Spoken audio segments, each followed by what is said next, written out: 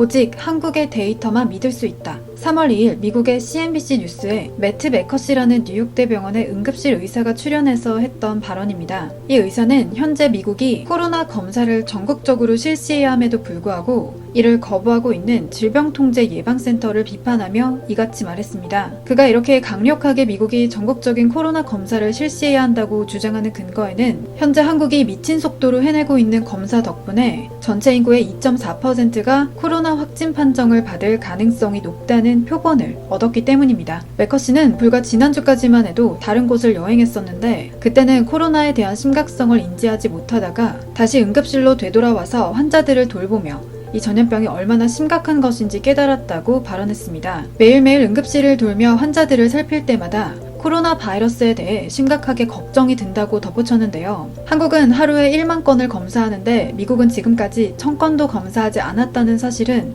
의료계통에 종사하는 사람으로서 보기에 국가적인 스캔들이다라고 표현하기도 했습니다. 그러면서 뉴욕의 모든 학교는 한국처럼 2주간 휴교령을 내려야 한다고 발언하기도 했습니다. 또한 매커시는 중국이 현재 코로나 확진자 수가 계속해서 감소하는 추세를 보이는 것에 대해서는 어떻게 생각하냐는 앵커의 질문에 함부로 믿을 수 없다라고 부정적으로 반응했는데요. 전 세계적으로 중국은 조작과 가짜의 이미지가 박혀있다 보니 현재 코로나에 대한 중국 정부의 판단도 믿을 수 없는 듯 보였습니다. 그는 중국 정부가 발표하는 데이터는 절대 믿지 않으며 한국이 발표하고 있는 데이터가 최고라고 생각하기 때문에 오직 그것에만 의존하고 있다고 단언했습니다. 미국의 현직 의사가 직접적으로 자국인 미국을 비판하며 한국의 데이터만 믿을 수 있다고 발언하고 응급실을 매일 회진하는 의사로서 미국도 한국처럼 하루에 10,000건씩 검사를 해야만 이 전염병의 심각성을 막을 수 있다라고 발언한 것은 한국이 전염병을 막고 있는 가장 바람직한 롤모델 국가라는 사실을 알 수 있습니다.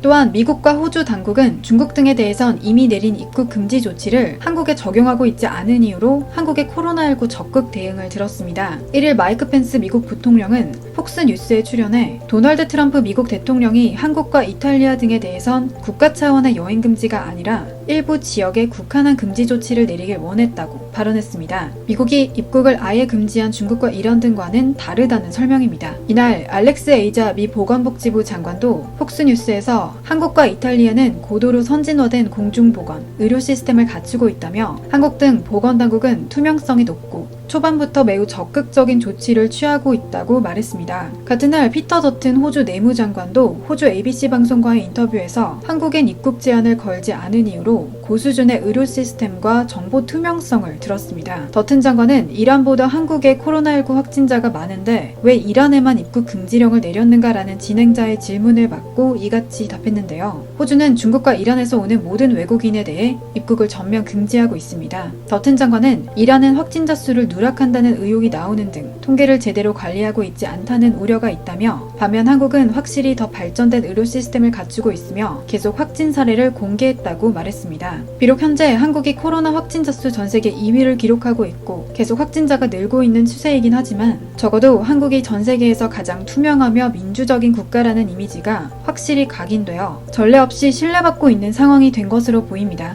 그럼 지금까지 특파원 K였습니다. 감사합니다.